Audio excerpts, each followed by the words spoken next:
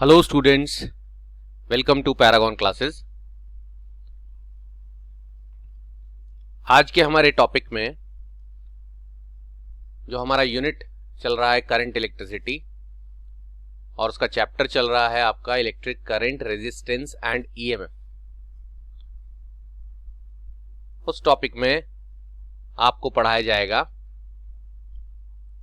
इस चैप्टर का ये टॉपिक जो आपके सामने दिख रहा है, जिसका नाम है टेम्परेचर डिपेंडेंस ऑफ रेजिस्टिविटी। अब तक आपने क्या सीखा है कि किसी भी मेटालिक कंडक्टर का जो रेजिस्टिविटी है यानी रो, वो डिपेंड करता है एक तो nature of material of conductor पर।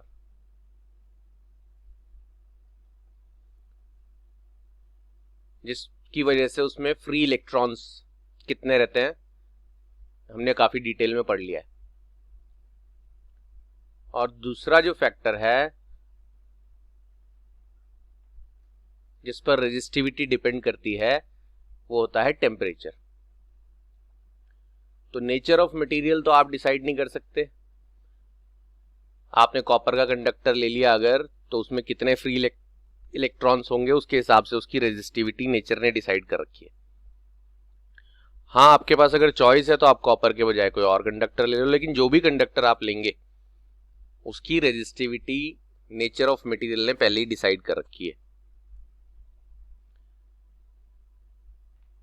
टेम्परेचर आप किसी कंडक्टर का अपने आप इंक्रीज या डिक्रीज कर सकते हैं। तो टेम्परेचर इंक्रीज या डिक्रीज करने पर रेजिस्टिविटी पर क्या फर्क पड़ता है ये तो आपको पता है कि रेजिस्टिविटी डायरेक्टली प्रोपोर्शनल होती है टेम्परेचर के।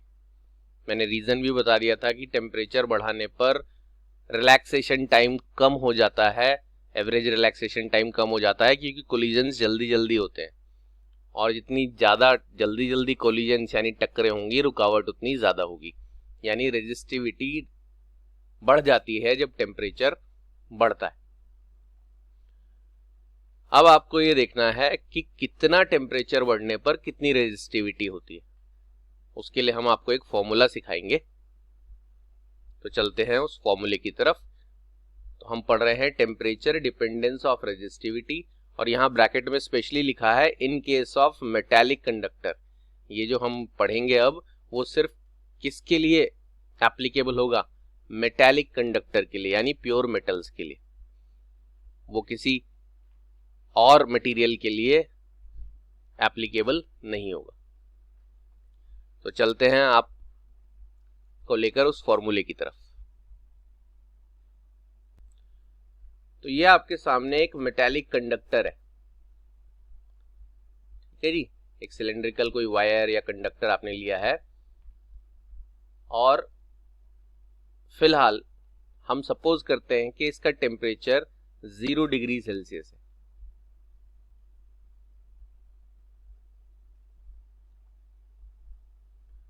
और जब हम इसका टेम्परेचर 0 डिग्री सेल्सियस रखते हैं तो इसकी जो भी रेजिस्टिविटी है उसको हम डिनोट कर देते हैं रो नॉट से, यानी rho naught resistivity of conductor at 0 degree Celsius. अब हम इस सेम कंडक्टर का टेम्परेचर 0 से कुछ इंक्रीज कर देते हैं। जैसे हम एग्जाम्पल के तौर पे बोले 0 से इंक्रीज करके हमने 30 डिग्री 40 डिग्री ऐसा कुछ कर दिया। जो भी किया है 30 या 40 डिग्री सेल्सियस उसे थीटा से रिप्रेजेंट कर रहे हैं हम। तो 0 से बढ़ाकर थीटा टेम्परेचर कर दिया। ये थीटा 30 40 50 कुछ भी आप अपनी मर्जी से कर सकते हो। आपको एक्सपेरिमेंट से पता चल जाएगा और अभी हमने पहले रीजन भी देखा है कि इसकी रेजिस्टिविटी इंक्रीज हो जाएगी। अभी आपको बताया था कि रेजिस्टिविटी डायरेक्टली प्रोपोर्शनल होती है टेम्परेचर के, तो जितना आप टेम्परेचर बढ़ाओगे उसकी रेजिस्टिविटी बढ़ जाएगी। तो अब जो भी नई रेजिस्टिविटी आई है उसे रो नॉट से रिप्रेजेंट करने के बजाय हम रो से रिप्रेजेंट करेंगे। रो क्या है? रेजिस्टिविटी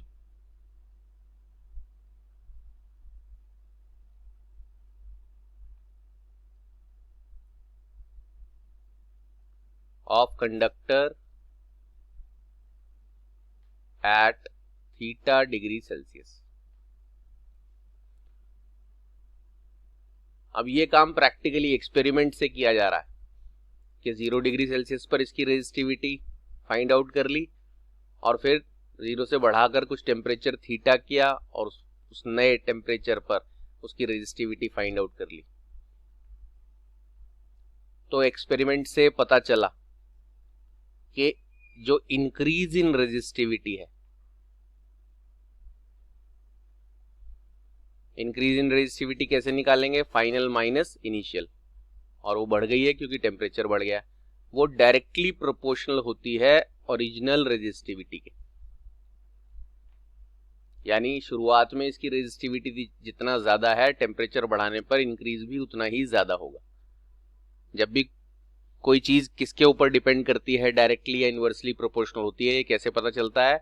एक्सपेरिमेंट से। तो एक्सपेरिमेंट करा, बाकायदा इसको लिया, उसकी टेम्परेचर 0 रख के रेजिस्टिविटी पता लगाई, फिर टेम्परेचर बढ़ा के उसकी रेजिस्टिविटी पता लगाई, तो पता चला कि जो इंक्रीज है रेजिस्टिविटी का वो डायरेक्टली प्रोपोर्शनल है ओरिजिनल या इनिशियल रेजिस्टिविटी के, और वो increase in resistivity directly proportional है राइज इन टेम्परेचर के। यानी जो इंक्रीज इन रेजिस्टिविटी है वो 2 फैक्टर्स पर डिपेंड कर रहा है, एक्सपेरिमेंट करने पर पता चला। एक तो कितनी ओरिजिनल उसकी रेजिस्टिविटी है उस पर, और कितना ज्यादा टेम्परेचर आप उसका राइज करोगे। 0 से अगर आपने 30 किया, 40 किया, 50 किया, 60 किया उसका टेम्परेचर राइज, तो जितना ज्यादा टेम्परेचर राइज करेंगे उतनी उसकी रेजिस्टिविटी बढ़ती जाएगी। इसको हमने फर्स्ट मान लिया, इसको हमने सेकेंड मान लिया, और हमने कंबाइन किया फर्स्ट एंड सेकेंड को, तो हमें मिला rho minus rho naught is directly proportional to rho naught theta. और इस प्रोपोर्शनैलिटी का साइन हटाकर एक कांस्टेंट लगाया जा रहा है यहां पर, वो कांस्टेंट एल्फा है।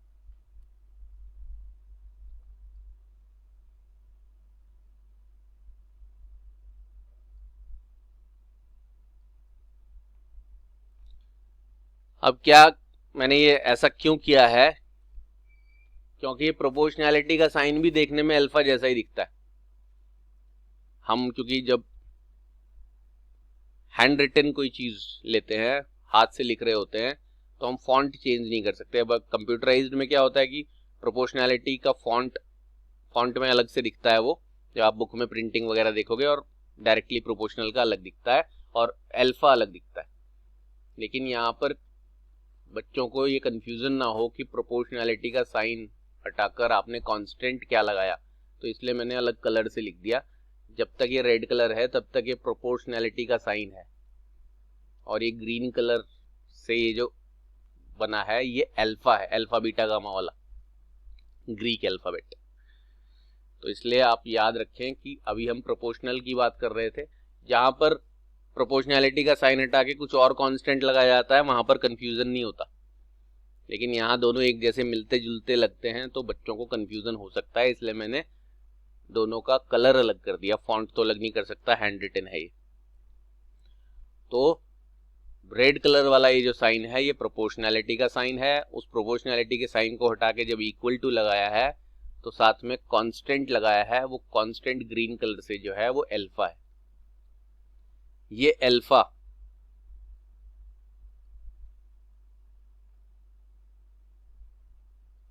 कहलाता है temperature coefficient of resistivity.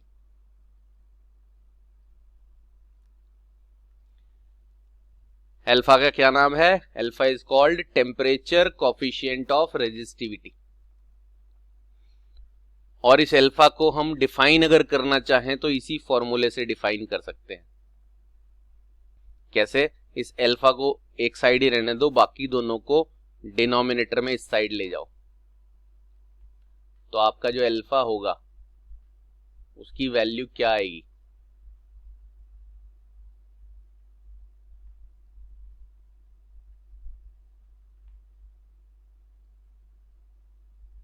Alpha की वैल्यू आएगी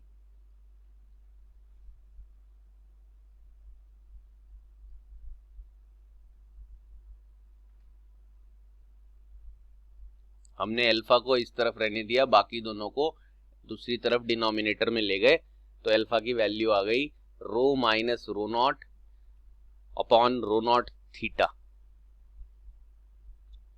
अब आप इस एक्सप्रेशन से अल्फा को डिफाइन कर सकते हो। मैं लिख देता हूं कैसे डिफाइन। ये ऊपर जो लिखा है न्यूमरेटर में, ये है change in resistivity. Change in resistivity per unit original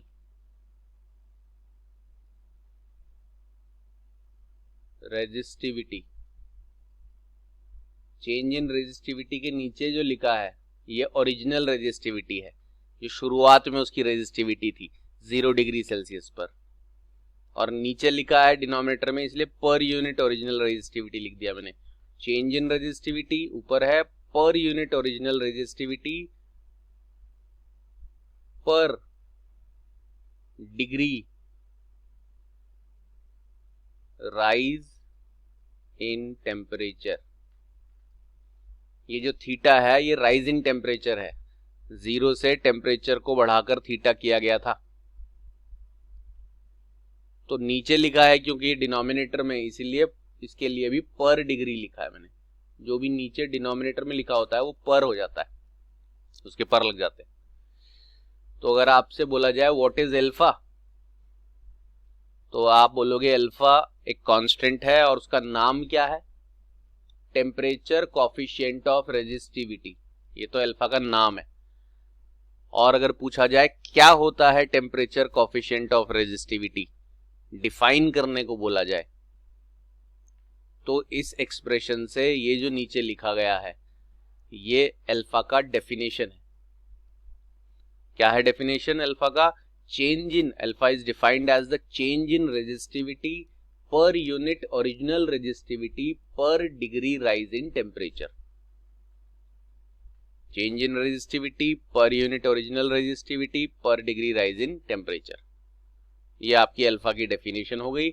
और साथ साथ आपको इसका एसआई यूनिट भी बता दें। वैसे डिग्री सेल्सियस टेम्परेचर का एसआई यूनिट नहीं होता, तो अगर स्ट्रिक्टली एसआई की बात करें तो आप टेम्परेचर को केल्विन में ले लेना। लेकिन अगर नॉर्मल बात चल रही है, स्ट्रिक्टली एसआई की बात नहीं है, तो आप देखो ये रेजिस्टिविटी है, चेंज इन रेजिस्टिविटी से रेजिस्टिविटी का यूनिट आएगा, और ये नीचे भी रेजिस्टिविटी है, तो ऊपर जो रेजिस्टिविटी का यूनिट आएगा और ये नीचे रेजिस्टिविटी का यूनिट आएगा वो तो कैंसिल हो जाएंगे, सिर्फ थीटा। तो इसलिए इसका एसआई यूनिट डिग्री सेल्सियस में ले रहे हैं, तो ये डिग्री सेल्सियस -1 ले सकते हैं। -1 क्यों? क्योंकि थीटा डिनोमिनेटर में है, तो यहाँ डिग्री सेल्सियस लिखोगे तो ऊपर ले जाने पर वो माइनस हो जाएगा। सी अच्छी तरह नहीं लिखा तो लिख देता हूं, डिग्री सेल्सियस -1, या अगर मैंने बोला एसआई की बात कर रहे हैं तो केल्विन -1 भी कह सकते हैं, इफ यू आर इंक्रीजिंग या decreasing the temperature in kelvin. तो अब आपने क्या क्या सीख लिया कि 0 डिग्री पर अगर किसी मेटालिक कंडक्टर की बात हो रही है, ध्यान रहे ये बात, और किसी चीज की बात नहीं हो रही, प्योर मेटल होना चाहिए, उसमें कोई मिक्सचर नहीं होना चाहिए, कोई एलॉय नहीं, एलॉय क्योंकि मिक्सचर होता है, प्योर मेटालिक कंडक्टर, उसकी 0 डिग्री पर रेजिस्टिविटी रो नॉट थी।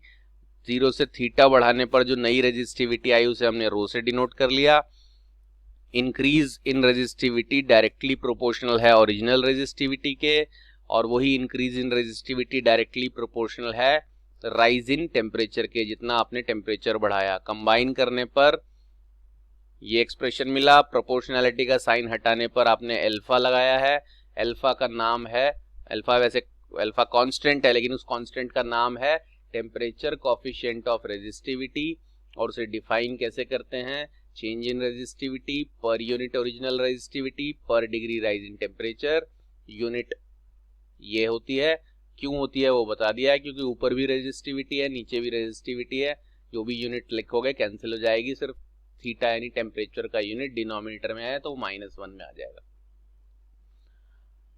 अब हम इस फॉर्मूले को थोड़ा सा, ये तो हमने यहाँ पर जो साइड में किया वो अल्फा समझने के लिए किया, इस फॉर्मूले को थोड़ा सा अगर रीअरेंज करें तो यहां करता हूं मैं रीअरेंज, फॉर्मूले को कर रहा हूं, रो इज इक्वल टू, इस माइनस रो नॉट को आप दूसरी तरफ ट्रांसफर करेंगे तो rho naught plus alpha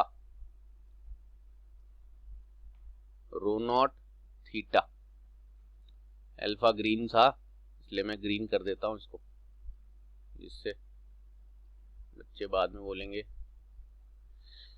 green चल रहा है अल्फा तो ग्रीन ही रहने देते हैं। और फिर आपने बस क्या किया है, इस माइनस रो नॉट को दूसरी तरफ ट्रांसफर किया है, प्लस हो गया है, बाकी अल्फा रो नॉट थीटा वैसा का वैसा ही है। अब आप रो इज इक्वल टू, अरे फिर से कोई बात नहीं, छोटा छोटा कंफ्यूजन है लेकिन बाद में तुम्हारा ही फायदा है। रो इज इक्वल टू, इन दोनों में से क्या कॉमन आ सकता है, रो नॉट, ब्रैकेट के अंदर क्या बचेगा, यहां पर बचेगा 1 और प्लस फिर से अल्फा और फिर से थीटा। ये जो आपका एक्सप्रेशन है, ये एक्सप्रेशन क्या चीज फाइंड आउट करने के काम आएगा, ये एक्सप्रेशन रेजिस्टिविटी फाइंड आउट करने के काम आएगा, और रो रेजिस्टिविटी है of conductor at theta degree Celsius, यानी किसी भी टेम्परेचर पर किसी मेटालिक कंडक्टर की कितनी रेजिस्टिविटी होगी ये फाइंड आउट करने के काम आएगा ये फॉर्मूला। तो रो थीटा डिग्री पर उसकी रेजिस्टिविटी कितनी होगी ये पता लग जाएगा, लेकिन आपको पता होना चाहिए रो नॉट, उसी कंडक्टर की रेजिस्टिविटी कितने टेम्परेचर पर, 0 डिग्री सेल्सियस पर, और आपको मालूम होना चाहिए अल्फा, उस मटेरियल का अल्फा जो कि कांस्टेंट होता है हर मटेरियल के लिए। ये अल्फा नेचर ऑफ मटेरियल पर डिपेंड करता है, हर मटेरियल का अल्फा, जैसे हर मटेरियल की स्पेसिफिक हीट अलग होती है, हर मटेरियल की डेंसिटी अलग होती है, ऐसे हर मटेरियल का टेम्परेचर कोफिशिएंट ऑफ रेजिस्टिविटी भी अलग होता है और फिक्स होता है। तो अल्फा उस मटेरियल का टेम्परेचर कोफिशिएंट आपको मालूम होना चाहिए, और थीटा आपने 0 से टेम्परेचर को कितना राइज किया। तो 3 चीजें अगर आपको पता हो, पहली क्या, rho naught resistivity of the material at 0 degree Celsius, दूसरी चीज क्या, अल्फा उस मटेरियल का टेम्परेचर कोफिशिएंट, उस मटेरियल का टेम्परेचर कोफिशिएंट, और तीसरी चीज क्या मालूम होनी चाहिए, थीटा राइज इन टेम्परेचर, 0 से आपने उसको कितना टेम्परेचर बढ़ाया, तो उस थीटा पर नई रेजिस्टिविटी रो आपको मालूम चल जाएगी इस फॉर्मूले से। तो पहले हमने बच्चों को पढ़ाया था कि रेजिस्टिविटी टेम्परेचर बढ़ाने पर बढ़ती है, डायरेक्टली प्रोपोर्शनल होती है। यहां आपको पढ़ाया कि कितने टेम्परेचर पर कितनी रेजिस्टिविटी हो जाती है, उसे फाइंड आउट अगर करना पड़ जाए तो कैसे करेंगे। अब इस फॉर्मूले से एक फॉर्मूला और आपको बना के दिखाएंगे। वो फॉर्मूला दिखाने के लिए हम यहां थोड़ी जगह बना देते हैं। ये चीज की अब जरूरत नहीं है, आपका फॉर्मूला तैयार हो चुका है, तो हम ये सब कुछ हटा देते हैं। आपके पास तो ये अब हमेशा के लिए है।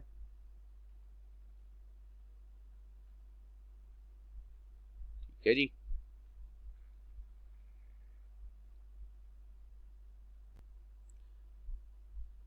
तो बच्चों ने एक फॉर्मूला पढ़ा था पहले, वो फॉर्मूला था ये, मैं दिखाता हूं। फॉर्मूला था R is equal to rho L by A।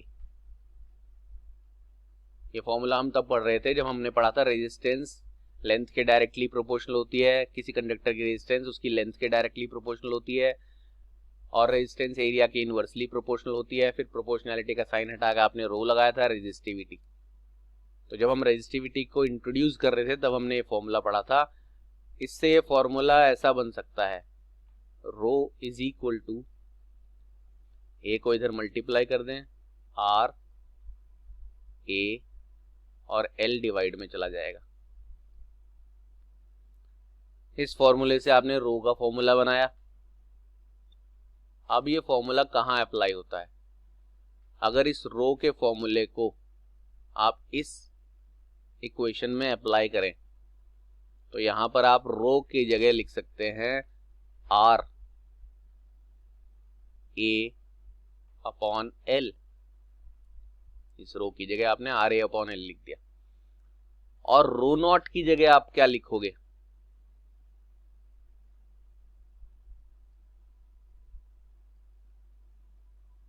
जब रो की जगह आप आर ए बाय एल लिखते हो तो रो नॉट की जगह आपको क्या लिखना पड़ेगा? R naught A by L. Where R naught क्या होगा? यहां लिखूं वेयर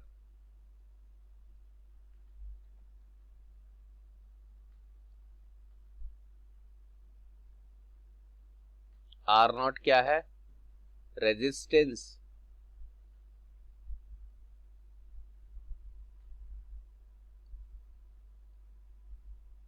आर नॉट है resistance of conductor at 0 degree Celsius. और आर क्या है? Resistance of the same conductor at theta degree Celsius. Bracket वैसे का वैसे ही 1 प्लस एल्फा थीटा। अब आप एल्फा अच्छी तरह समझ चुके हो, इसलिए बार बार जब तक यहां पर इंट्रोड्यूस था तब तक कर दिया था। अब आप एल्फा जानते हो, प्रोपोर्शनैलिटी का साइन वगैरह कुछ नहीं है, तो मैंने डायरेक्टली लिख दिया। तो रो की जगह आर ए बाय एल लिखा है, रो नॉट की जगह R naught A by L लिखा है, बाकी सब कुछ वैसा का वैसा ही है।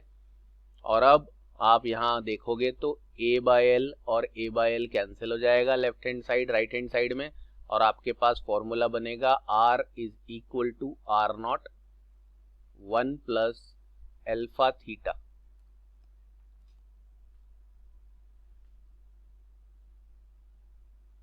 ये फॉर्मूला वही काम करेगा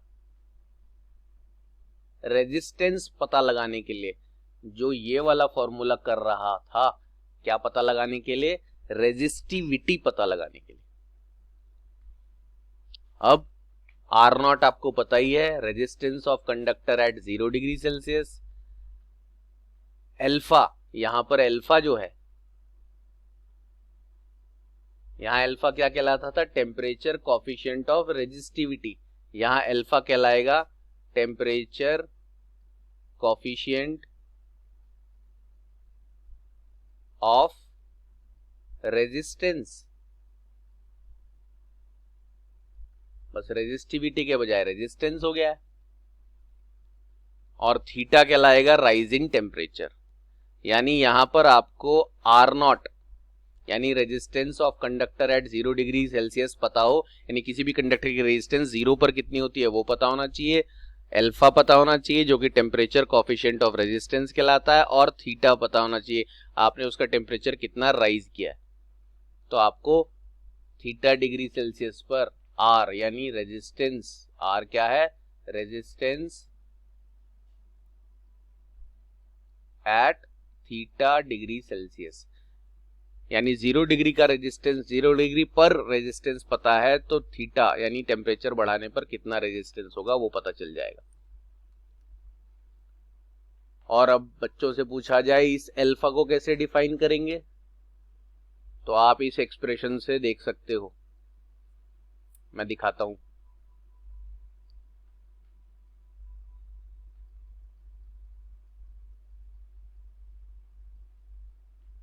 जिन जिन चीजों की जरूरत खत्म हो गई है उसको हटा दे रहे हैं हम। मैं दिखाता हूं कि इस वाले अल्फा को, ये जो टेम्परेचर कोफिशिएंट ऑफ रेजिस्टेंस है, इसको हम कैसे डिफाइन करेंगे।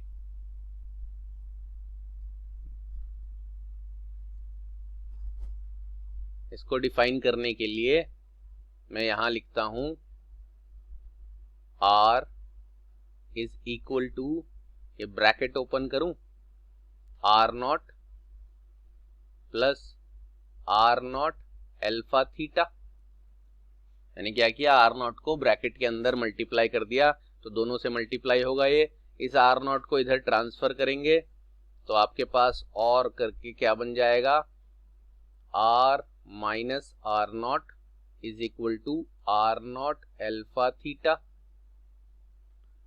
और फिर अल्फा को एक साइड छोड़कर R0 थीटा को भी दूसरी तरफ ट्रांसफर कर देंगे तो आपके पास अल्फा की वैल्यू क्या बन जाएगी, R minus R0 upon R0 theta.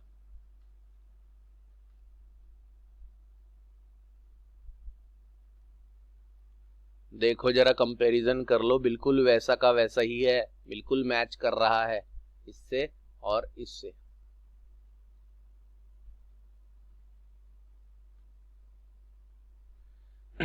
ये अल्फा था टेम्परेचर कोफिशिएंट ऑफ रेजिस्टिविटी जो कि change in resistivity per unit original resistivity per degree rise in temperature था, और ये अल्फा क्या है, टेम्परेचर कोफिशिएंट ऑफ रेजिस्टिविटी के बजाय रेजिस्टेंस तो यहां क्या लिखा है, चेंज इन रेजिस्टेंस पर यूनिट ओरिजिनल रेजिस्टेंस पर डिग्री राइज इन टेम्परेचर।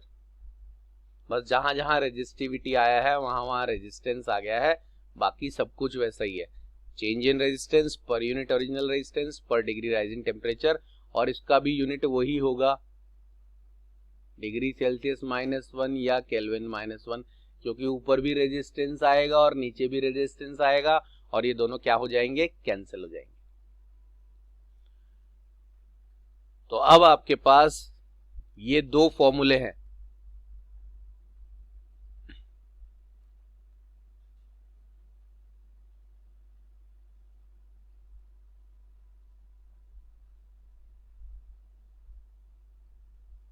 ये स्टार जो मैंने बनाए हैं ये दो फॉर्मूले हैं, ये आपको न्यूमेरिकल सॉल्व करने में हेल्प करेंगे।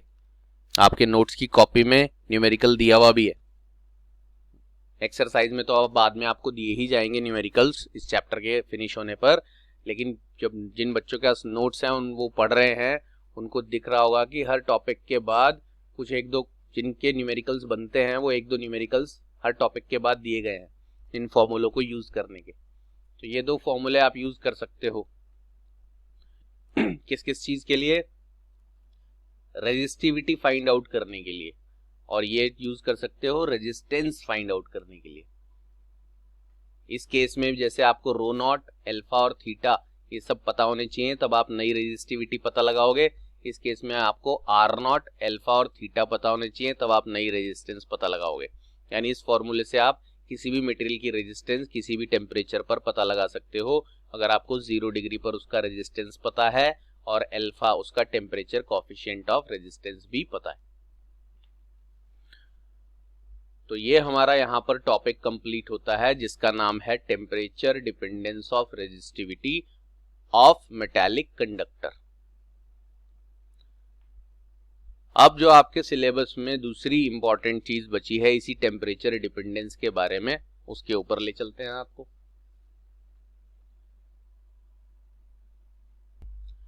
तो ये हमारा दूसरा पार्ट आता है। यहां पर हम पढ़ रहे हैं टेम्परेचर डिपेंडेंस ऑफ रेजिस्टिविटी, फिर से जो अभी अभी हमने पढ़ा है, लेकिन वो टेम्परेचर डिपेंडेंस ऑफ रेजिस्टिविटी हमने पढ़ा था फॉर मेटालिक कंडक्टर यानी प्योर मेटल्स के लिए, और उसके बारे में सारी जानकारी आपको मिल चुकी है। अब हम टेम्परेचर डिपेंडेंस ऑफ रेजिस्टिविटी पढ़ रहे हैं इन केस ऑफ एन एलॉय। ये टेम्परेचर डिपेंडेंस ऑफ रेजिस्टिविटी हम एलॉय के लिए पढ़ रहे हैं। अब जैसा कि आप जानते होंगे कि एलॉय जो है वो काफी सारे मटेरियल्स को, 3-4 कम से कम मटेरियल्स को मिक्स करके बनाया जाता है।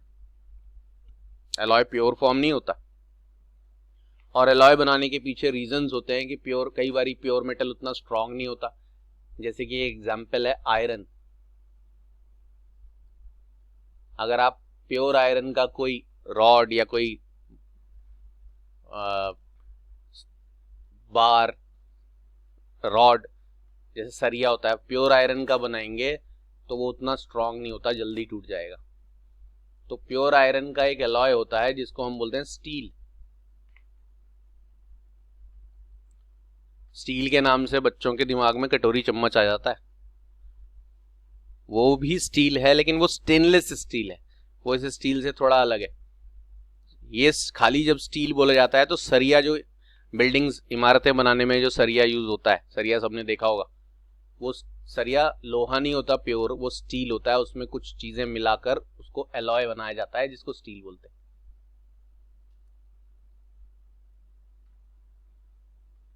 तो आपका जो स्टेनलेस स्टील है वो भी इसी आयरन से बनता है, बट उसमें निकल, क्रोमियम वगैरह थोड़ा ज्यादा मिला देते हैं तो उसकी चमक वमक आ जाती है। तो खैर, एलॉय आपको पता है क्या होता है, ज्यादातर मटेरियल्स प्योर मेटल्स की स्ट्रेंथ बनाने के लिए, बढ़ाने के लिए यूज किया जाता है। अब आपको ये सीखना है कि एलॉयज के केस में टेम्परेचर बढ़ाने पर रेजिस्टिविटी पर क्या इफेक्ट पड़ता है। तो यहां एक बड़ी इंपॉर्टेंट बात है ये, और इसके ऊपर एक 1 मार्क्स क्वेश्चन भी आता है, तो ध्यान से सुने। In case of an alloy such as nichrome, और बहुत सारे एलॉय हैं, यहां पर इन्होंने नाइक्रोम का नाम दे दिया। The resistivity is very large and it has a very weak dependence on temperature. तो पहले तो ये बात नोटिस कर लें,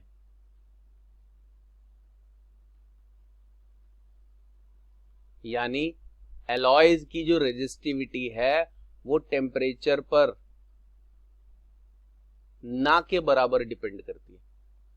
इसका मतलब क्या है कि आप किसी एलॉय का टेम्परेचर बढ़ाओगे भी ना तो उसकी रेजिस्टिविटी पर ना के बराबर फर्क पड़ेगा नेग्लिजिबल, जिसको कंसीडर करने का कुछ फायदा नहीं। लेकिन एलॉय की रेजिस्टिविटी शुरुआत में ही बहुत ज्यादा होती है।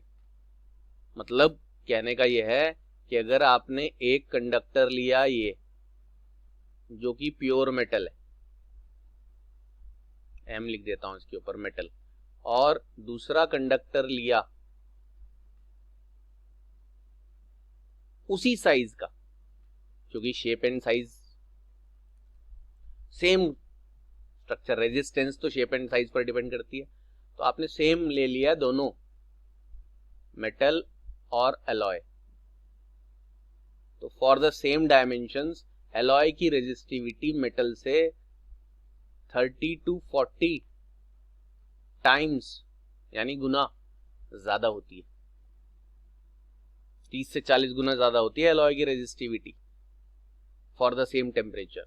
इसको भी अगर आप 0 डिग्री सेल्सियस पर रखोगे, इसको भी 0 डिग्री सेल्सियस पर रखोगे, तो इस एलॉय की रेजिस्टिविटी मेटल से 30-40 गुना ज्यादा होती है। लेकिन फर्क क्या है, इसका टेम्परेचर अगर आपने इंक्रीज करा तो इसकी रेजिस्टिविटी इंक्रीज होती जाएगी, क्योंकि वो टेम्परेचर के डायरेक्टली प्रोपोर्शनल होती है। लेकिन इसका टेम्परेचर अगर आप इंक्रीज करोगे भी तो रेजिस्टिविटी सेम रहेगी ऑलमोस्ट। टेम्परेचर बढ़ाने पर इसकी रेजिस्टिविटी पर कोई फर्क नहीं पड़ता। तो क्या लिखा है, इन केस ऑफ एलॉय, इसीलिए कोई फॉर्मूला भी नहीं पढ़ना, कुछ भी नहीं पढ़ना, बस ये आपका नॉलेज बेस्ड क्वेश्चन बनता है। कई बारी बहुत जगह पर ये पूछ लिया जाता है कि एलॉय का टेम्परेचर बढ़ाने पर, यानी टेम्परेचर 10 से 20 कर दिया, 20 से 50 कर दिया, उसकी रेजिस्टिविटी कितनी हो जाएगी। आपको लिखना है नो चेंज या नेग्लिजिबल चेंज। तो ये नॉलेज बेस्ड क्वेश्चन है। In case of an alloy such as nichrome, alloy कोई भी हो, ये तो एग्जांपल दिया है, the resistivity is very large and it has a very weak dependence on temperature. और ये एक बहुत एग्जाम्पल है अच्छा। फॉर एग्जाम्पल मैंगनीन, ये भी एक एलॉय है और किस किस से मिलकर बना है ये भी याद रख लेना, कॉपर, निकल, कॉमा लगा के, आयरन एंड मैंगनीज, ये 4 चीजों से मिलकर बना है ये कौन सा एलॉय, मैंगनीन। ये बहुत इंपॉर्टेंट है, याद रखना इसका नाम भी और इसका मिक्सचर भी। और इसके ऊपर एक बहुत इंपॉर्टेंट क्वेश्चन आता है जो आपसे पूछा जाएगा आज, आपको उसका जवाब देना है। Manganine, which is an alloy of copper, nickel, iron and manganese, has a resistance which is 30 to 40 times as that of pure copper। मैंने अभी बताया, अगर आप ये मेटल लेते हो, जैसे कॉपर ले लिया प्योर मेटल, और वो उसी साइज का आपने क्या ले लिया, मैंगनीन, जो कि एलॉय है, A for alloy, M for metal, यानी कॉपर या कुछ जो भी मेटल प्योर लेते हैं। तो क्या बोला उसने, has a resistance which is 30 to 40 times as that of pure copper for the same dimensions, but its temperature coefficient is very small। temperature coefficient मतलब क्या, alpha, is very small, that is 0.00001। कितना छोटा है, 0.00001 degree Celsius inverse. Alpha वही temperature coefficient, ये जितना small होता है रेजिस्टिविटी पर टेम्परेचर का फर्क उतना कम होता है। अगर आप ये देखना चाहते हो कि किस पर टेम्परेचर का फर्क ज्यादा होगा, किस पर टेम्परेचर का फर्क कम होगा रेजिस्टिविटी में किस मटेरियल की, तो अल्फा जिसका बहुत ज्यादा है, इफ अल्फा इज लार्ज, तो रो ज्यादा इफेक्ट करेगा टेम्परेचर पर। लेकिन अगर अल्फा स्मॉल होगा तो रेजिस्टिविटी पर टेम्परेचर का कोई फर्क नहीं पड़ेगा।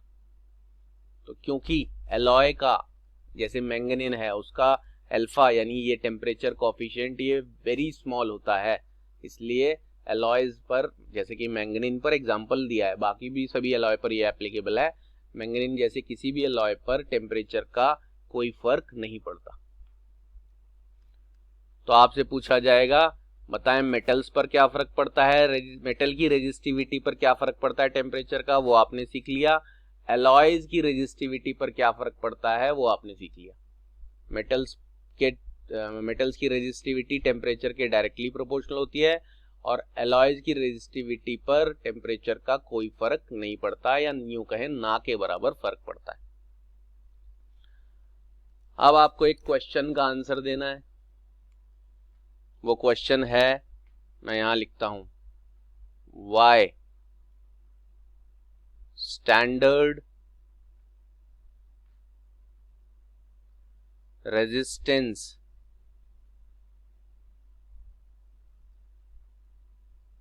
coils are made up of alloy such as manganese।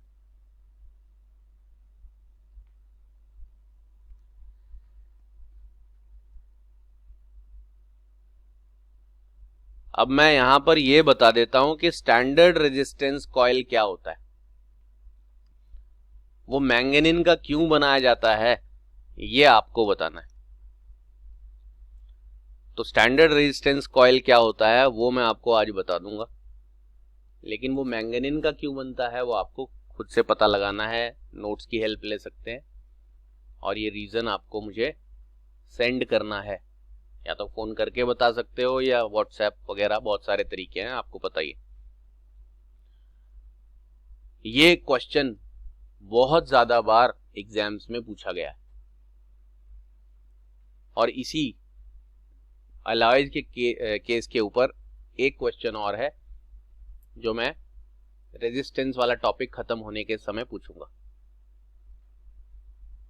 ठीक है जी, तो ये आपका आज का क्वेश्चन है, लेकिन उससे क्लास खत्म करने से पहले मैं बच्चों को स्टैंडर्ड रेजिस्टेंस कॉइल क्या होता है वो बता देता हूं। तो स्टैंडर्ड रेजिस्टेंस कॉइल क्या होता है ये समझाने के लिए मैं आपको एक एग्जांपल दे रहा हूं, जिसमें आपके सामने एक सिंपल इलेक्ट्रिक सर्किट बनाया गया है। क्या है सिंपल इलेक्ट्रिक सर्किट में? एक ये बैटरी है, सेल या बैटरी जिसको आप बोलते हो, एक बल्ब लगा हुआ है और एक ये स्विच लगा हुआ है जिसको की भी बोलते हैं, की या स्विच। ये तीनों चीजें आप पहचानते हो। सबको पता है ये एक बैटरी का टर्मिनल बल्ब के एक एंड से जुड़ेगा, दूसरा टर्मिनल बल्ब के दूसरे एंड से जुड़ेगा और बीच में स्विच लगा होगा। स्विच ऑफ करने पर बल्ब ऑफ हो जाएगा, स्विच ऑन करने पर बल्ब ऑन हो जाएगा। ऑन ऑफ करने पर बल्ब आप जला सकते हो। इस समय ऑन दिख रहा है, करंट फ्लो करेगा इसमें, तो सब कुछ। इसी रियल सर्किट को अगर आप सर्किट डायग्राम के हिसाब से शो करेंगे, फिजिक्स के हिसाब से, तो सर्किट डायग्राम इसका ऐसे बनता है, जिसमें आपके ये जो सिंबल आप देख रहे हो ये बैटरी का सिंबल है, ये सिंबल एक बड़ी डंडी और एक छोटी डंडी पॉजिटिव नेगेटिव टर्मिनल को शो करती है। ये बल्ब का सिंबल है और ये जो आप देख रहे हो ये स्विच का सिंबल है, की का। अभी ये कनेक्टेड है आपस में, तो ये ऑन है यानी बल्ब ऑन होगा। अगर कनेक्टेड नहीं होती है तो ये कुछ ऐसा बना देते हैं, मैं बना के दिखाता हूं।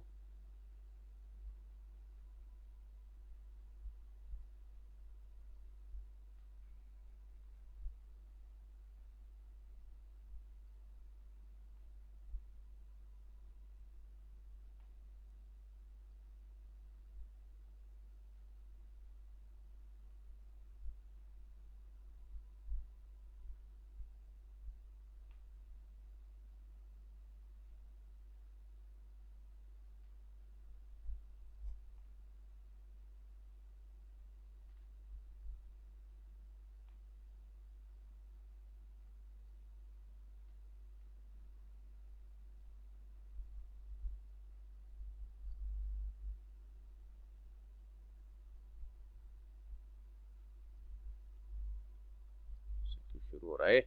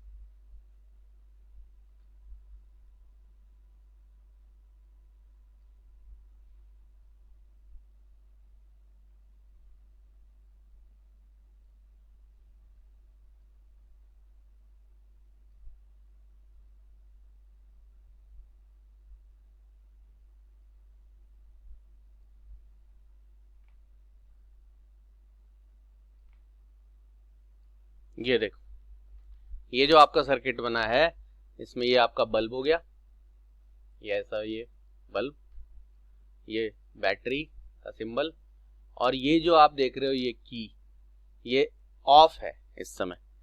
तो ऑफ की कैसे दिखती है सर्किट डायग्राम में, वो आपको दिखाने के लिए बनाया। अब बात कर रहे थे हम क्या चीज समझाने की,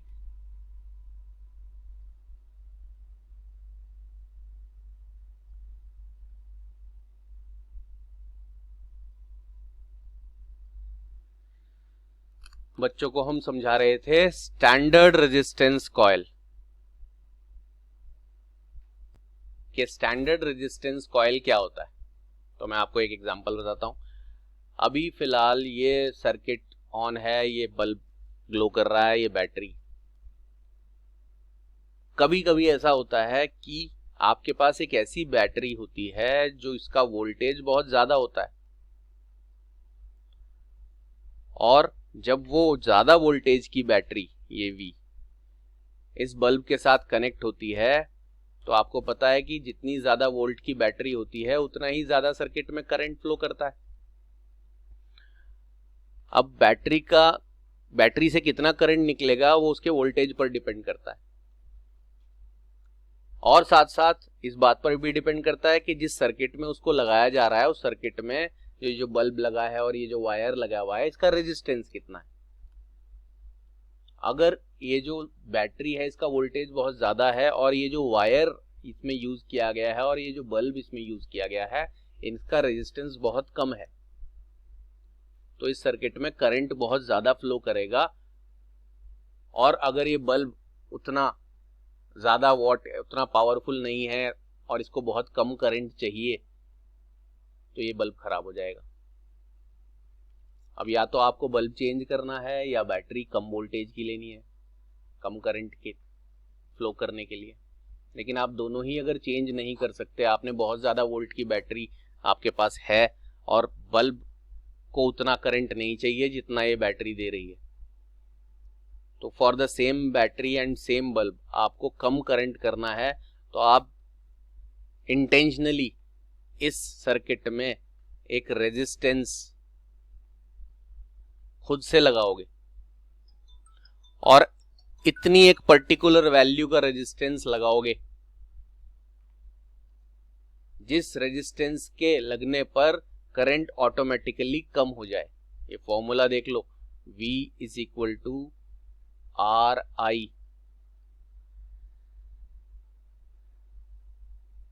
और I की वैल्यू बन जाएगी V अपॉन R। I की वैल्यू क्या बन जाएगी? V upon R। यानी अगर आप वोल्टेज बैटरी का चेंज नहीं कर सकते, बैटरी को चेंज नहीं कर सकते, बहुत ज्यादा वोल्ट की बैटरी है लेकिन बल्ब को कम करंट चाहिए, तो आप इस सर्किट में R की वैल्यू लगाओ या उसको बढ़ाओ, तब आपका करंट कम हो जाएगा। यानी जितनी ज्यादा रेजिस्टेंस आप इसमें अप्लाई कर दोगे उतना कम करंट हो जाएगा। तो आपको एक ऐसी रेजिस्टेंस अप्लाई करनी है जो उतना सफिशिएंट करंट इस बैटरी को दे जिस पर ये बैटरी उस सेल को दे, या सेल नहीं बल्ब को कहना चाहिए, उतना सफिशिएंट करंट इस बल्ब को दे जिससे बल्ब खराब ना हो। वैसे तो रेजिस्टेंस अच्छी बात नहीं है, रेजिस्टेंस तो करंट के फ्लो को रोकता है, लेकिन यहां पर रेजिस्टेंस आपको स्पेशली लगाना पड़ेगा। अगर आपने रेजिस्टेंस नहीं लगाया तो ये ज्यादा वोल्ट की बैटरी है, ये बल्ब को ज्यादा करंट देगी जिसकी वजह से बल्ब खराब हो सकता है। अगर बल्ब को कम करंट चाहिए फॉर ऑपरेटिंग, हर बल्ब को या हर अप्लायंस को, ये मैंने बल्ब का एग्जांपल इसलिए दिया है कि सबसे सिंपल सर्किट है। वैसे आप कोई भी अप्लायंस यूज कर रहे हो इस बल्ब की जगह एक बैटरी से, और उस अप्लायंस को कम करंट चाहिए और आपकी बैटरी है ज्यादा वोल्ट की,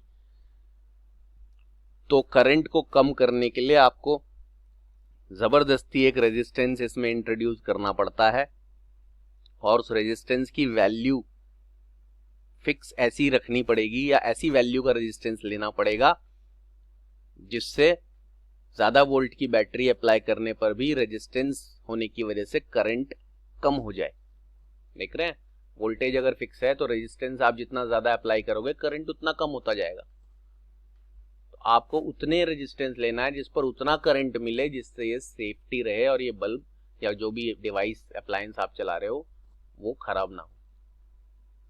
तो जो रेजिस्टेंस आप एक पर्टिकुलर वैल्यू का किसी सर्किट में खुद से लगाते हो वो कहलाता है standard resistance coil. Coil word न भी यूज करें, स्टैंडर्ड रेजिस्टेंस मतलब एक फिक्स वैल्यू का रेजिस्टेंस, और उसका सिंबल ऐसे, यहां पर रेजिस्टेंस लगेगा अगर इस सर्किट में तो ऐसे ये सिंबल होता है रेजिस्टेंस का।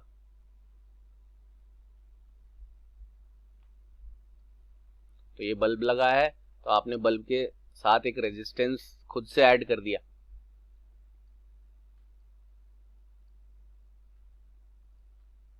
इसकी कुछ ना कुछ फिक्स वैल्यू होगी, लेट अस सपोज 5 ओम V वोल्ट की बैटरी। और ये कितने ओम का लगना है ये इस बात पर डिपेंड करेगा कि सर्किट में आपको कितना करंट चाहिए, क्योंकि वोल्टेज लगाने के बाद सर्किट में कितना रेजिस्टेंस है इस बात पर ही डिपेंड होता है कि उस सर्किट में कितना करंट फ्लो करेगा। तो रेजिस्टेंस इस बल्ब में भी खुद का होगा, ये जो वायर कनेक्टेड है इन वायर में भी रेजिस्टेंस होगा, लेकिन जो रेजिस्टेंस बाहर से एक्स्ट्रा ऐड किया जाता है किसी सर्किट में करंट को रेगुलेट करने के लिए, या इंटेंशनली जो रेजिस्टेंस लगाया जाता है किसी सर्किट में, वो स्टैंडर्ड रेजिस्टेंस कहलाता है। उसकी पर्टिकुलर एक फिक्स वैल्यू होती है। और ये जो जिगजैग आप देख रहे हो ये उसका होता है क्या, सिंबल। लेकिन ये रेजिस्टेंस असली में कैसा दिखता है वो आपको दिखाते हैं, और उस रेजिस्टेंस की वैल्यू कैसे पता चलती है वो भी आपको दिखाते हैं। आज के इस क्लास के आखिरी टॉपिक में आपको रेजिस्टेंस के बारे में वो इंपॉर्टेंट बात और बताई जाएगी। तो हम आपको एक आज के लिए लास्ट टॉपिक पढ़ाने जा रहे हैं जो बहुत इंपॉर्टेंट टॉपिक है। अभी हम बात कर रहे थे स्टैंडर्ड रेजिस्टेंस कॉइल की, यानी एक ऐसा रेजिस्टेंस जिसकी फिक्स वैल्यू होती है। और आपसे क्वेश्चन पूछा गया था कि वो मैंगनीन का क्यों बनाया जाता है। अब आपको उस क्वेश्चन के आंसर के साथ साथ एक चीज और बता देता हूं मैं, वो आंसर आपको बताना है कि वो जो स्टैंडर्ड रेजिस्टेंस कॉइल है वो असल में देखने में कैसा दिखता है। ये आपके सामने पिक्चर है। अभी मैंने बताया था सर्किट में जब उसको बनाते हैं तो हम ऐसा सिंबल बना देते हैं, हर एक चीज का सिंबल होता है। बैटरी भी आपको अभी अभी दिखाया, ऐसी थोड़ी दिखती है। जैसे ये बैटरी है ऐसी नहीं दिखती। असली में तो बैटरी आपको दिखाई थी अभी थोड़ी देर पहले इस सर्किट में, सेल या बैटरी। और आपने घर में भी देखा होगा, रिमोट में सेल डालते हो कैसा दिखता है, वैसा ऐसा नहीं दिखता। ऐसी रेजिस्टेंस का सिंबल हम ऐसा बनाते आए हैं, ये आपने 9th-10th में भी सीखा होगा। लेकिन असली में जो रेजिस्टेंस R लिखते हो आप, जिसका सिंबल आप ये बनाते हो, असली में वो ऐसा दिखता है। ये सिलेंड्रिकल सा है बीच में, देख रहे हैं, ये अकेला डायग्राम दिखाया है और ये बहुत सारे रेजिस्टेंसेस ऐसे दिखे हैं। तो एक कलर्ड सिलेंडर होते हैं और इनके ऊपर कलर्ड रिंग्स होती हैं। ये रिंग्स देख रहे हो, और किसी भी रेजिस्टेंस या रजिस्टर के ऊपर उसकी वैल्यू लिखी नहीं होती। जैसे आप और कोई अप्लायंस खरीदने जाते हो, बल्ब भी खरीदने जाते हो, तो उस बल्ब के ऊपर लिखा होता है 100 वॉट। CFL खरीदने जाते हो, LED खरीदने जाते हो, उसके ऊपर उसकी वैल्यू कितने वॉट का है वो लिखा होता है। लेकिन रेजिस्टेंस के ऊपर वो कितने ओम का है उसकी वैल्यू लिखी नहीं होती, बस ऐसे कलर्ड रिंग्स बनी होती है। अब इन कलर्ड रिंग्स से आपको उस रेजिस्टेंस की वैल्यू पता लगानी होती है।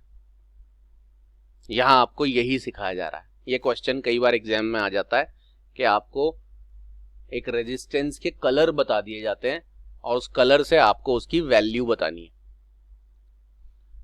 इस टॉपिक को कहते हैं कलर कोड ऑफ रेजिस्टेंस, यानी रेजिस्टेंस के ऊपर उसकी वैल्यू कोड लैंग्वेज में लिखी होती है।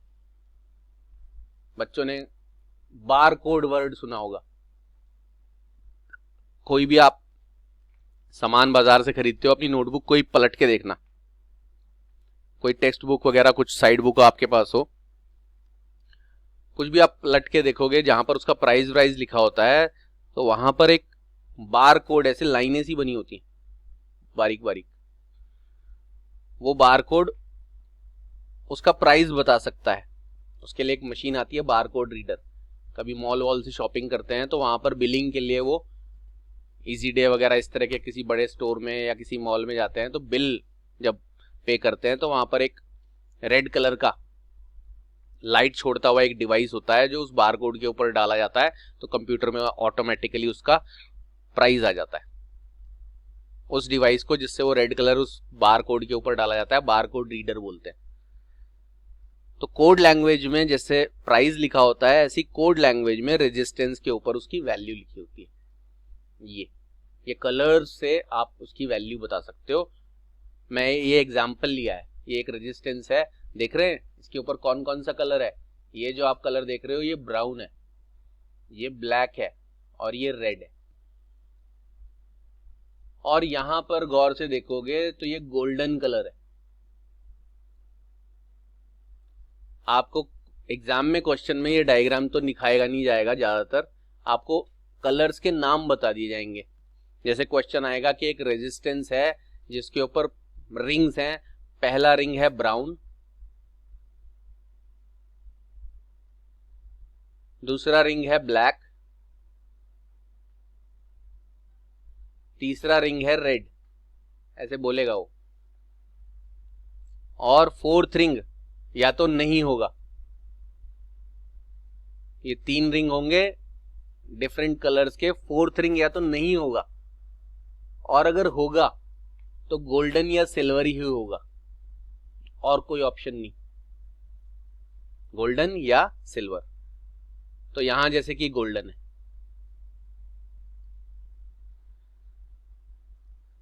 तो इन रिंग्स की हेल्प से, इन कलर्स की हेल्प से आप इस रेजिस्टेंस का वैल्यू बता सकते हो। तो आप इस टॉपिक में क्या सीख रहे हो, एक तो रेजिस्टेंस जिसको हम स्टैंडर्ड रेजिस्टेंस कहते हैं, फिक्स वैल्यू का रेजिस्टेंस जो मैंगनीन का बना होता है जनरली, और मैंगनीन का क्यों बना होता है ये आपको बताना है। लेकिन वो रेजिस्टेंस दिखता कैसा है तो आपको बता दिया, दिखता ऐसा है। उसके ऊपर रिंग्स होते हैं और इन रिंग्स की मदद से आप उसका वैल्यू बता सकते हो। कैसे बताएंगे वो आप ध्यान से सुन लो, बाकी चीजें मैं जो नहीं जरूरी हैं वो हटा रहा हूं। ये एक टेबल आपको दिखाई दे रहा है, ये टेबल आपको याद होना चाहिए, और ये याद करना इतना मुश्किल काम नहीं है। आपको एक कलर्स का सीक्वेंस बस पता होना चाहिए, ये कलर का सीक्वेंस इसी ऑर्डर में होगा, वो आपको याद रखना है। उसके बाद आप यहां पर नंबर्स देख रहे हो, 0 1 2 3 4 5 6 7 8 9 और 10 to the power 0 और 10 to the power 1, 10 की पावर 1 2 3 4 5 6 7 8 9, ये ऑर्डर लिखना तो आपको याद करने की जरूरत ही नहीं है।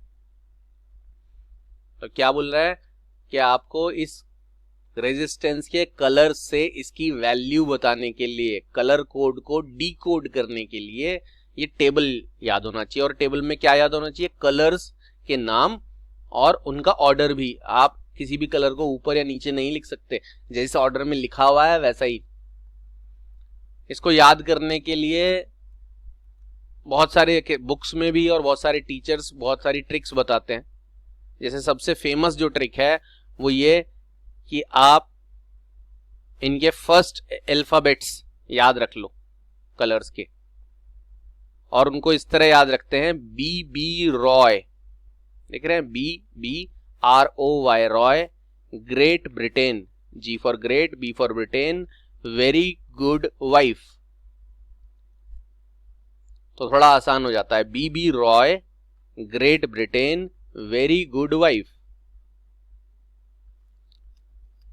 लेकिन बच्चा जब फर्स्ट अल्फाबेट्स याद कर लेता है, B B Roy, Great Britain, very good wife,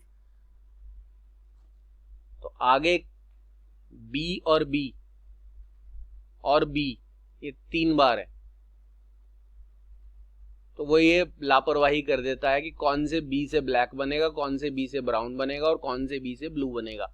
तब वो इन ऑर्डर में थोड़ा सा गड़बड़ कर सकता है। तो आपको याद रखना है ब्लैक, ब्राउन और ब्लू किस ऑर्डर में है। और ऐसे ही जी फॉर ग्रीन है और जी फॉर ग्रे भी है, तो आपको याद रखना है कि ग्रीन पहले और ग्रे बाद में। बाकियों में इतना कुछ प्रॉब्लम है नहीं। आर से रेड ही होता है, ओ से ऑरेंज ही होता है, वाई से येलो ही होता है, वी से वॉयलेट ही होता है और डब्ल्यू से व्हाइट ही होता है। तो आपने कलर्स का ऑर्डर इस सीक्वेंस में याद कर लेना है। उसके बाद आपने आगे 0 1 2 3 4 5 6 7 8 9, 0 1 2 3 4 5 6 7 8 9। तो पहले इस टेबल को पढ़ लें, समझ लिया। अब इन कलर्स पे जाएं। पहला जो कलर है वो ब्राउन है, एक एंड से देखने पर इस ऑर्डर में करना है। दूसरी तरफ कलर नहीं होगा, या तो नहीं होगा या सिल्वर या गोल्ड ही होगा। और एक तरफ कलर शुरू कहां से हो रहे हैं वो आपको इसको देखकर पता चल जाएगा। तो पहला कलर ब्राउन है, ब्राउन, ब्राउन के आगे क्या लिखा है 1। दूसरा कलर है ब्लैक, ब्लैक के आगे क्या लिखा है 0। पहले कलर से उसके आगे का नंबर लिख दें, दूसरे कलर से भी उसके आगे का नंबर लिख दें। और तीसरा कलर जो है रेड, रेड के तीसरे कलर के आगे आपको ये नंबर नहीं 10 की पावर पढ़ना है।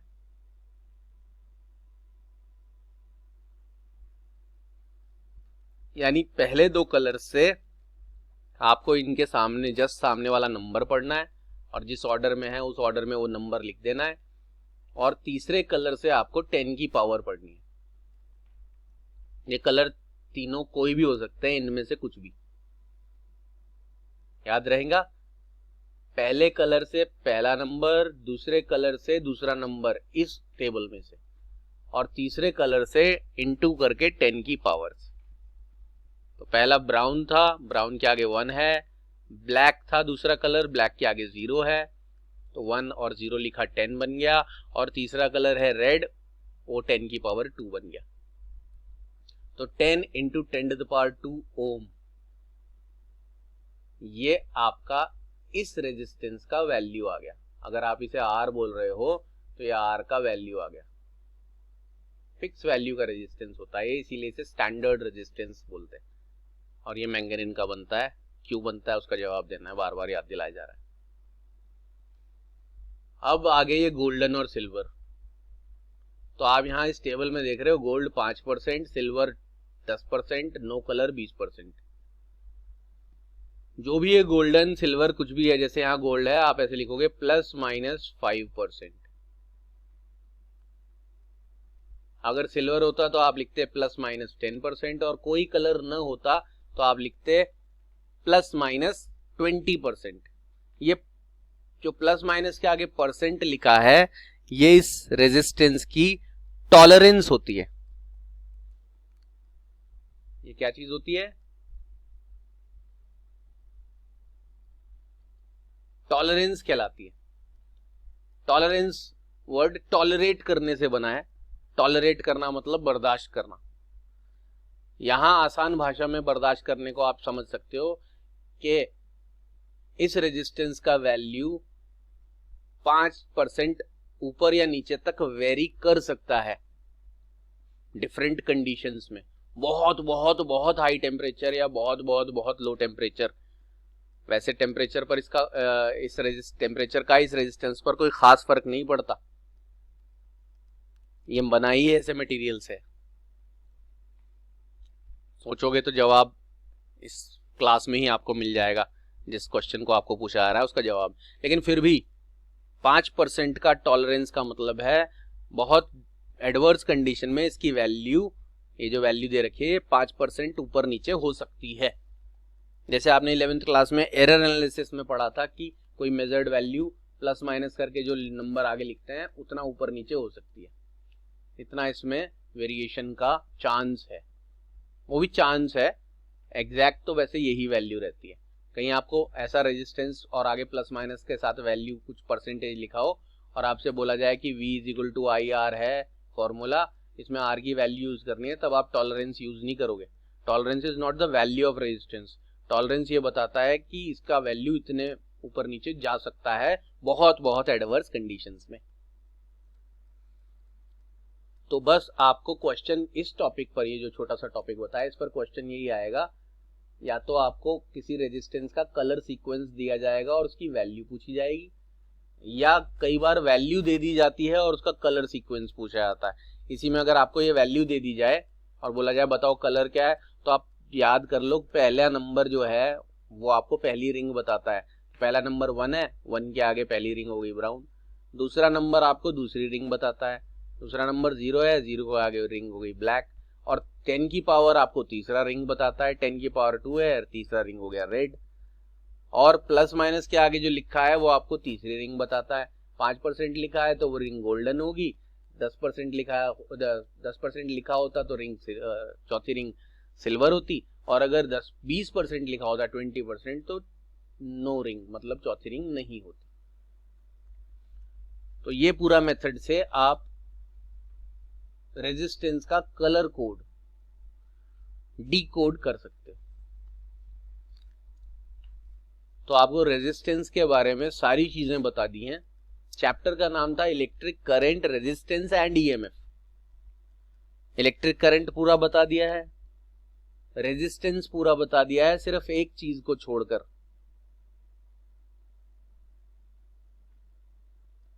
Grouping of resistance. ये आपको नेक्स्ट क्लास में बता दिया जाएगा। बड़ा छोटा सा टॉपिक है और ये आपने 9-10 में पहले पढ़ा भी होता है, बट हम ये मान के नहीं चलेंगे कि पहले पढ़ा है, फुल डिटेल में बताएंगे। तो ये ग्रुपिंग ऑफ रेजिस्टर्स एक छोटी सी चीज रेजिस्टेंस के बारे में बाकी है, बाकी सब कुछ रेजिस्टेंस के बारे में 12th क्लास के लेवल का कंप्लीट हो गया है। आखिरी जो पोर्शन बचा है, चैप्टर का नाम क्या था, electric current, resistance and EMF. तो इलेक्ट्रिक करंट, रेजिस्टेंस कंप्लीट हो गया है इस एक टॉपिक को छोड़कर, एंड ईएमएफ, बस ईएमएफ पढ़ना बाकी है, फिर आपका ये चैप्टर कंप्लीट। तो नेक्स्ट क्लास में आपको ग्रुपिंग ऑफ रेजिस्टेंस और ईएमएफ क्या होता है ये एक्सप्लेन किया जाएगा। आज की क्लास हम यहीं पर खत्म करते हैं। अब मुलाकात होगी आपसे नेक्स्ट क्लास में। तब तक ये लेक्चर अच्छी तरह देखें, समझें और नोट्स को डिटेल में पढ़ लें। यहां तक जहां तक समझाया वहां के नोट्स पढ़ लें और क्वेश्चन का आंसर मुझे सेंड करें, नोट्स में लिखा हुआ भी है। तो मिलते हैं नेक्स्ट क्लास में, तब तक के लिए goodbye and take care. पढ़ते रहें, समझते रहें और देखते रहें।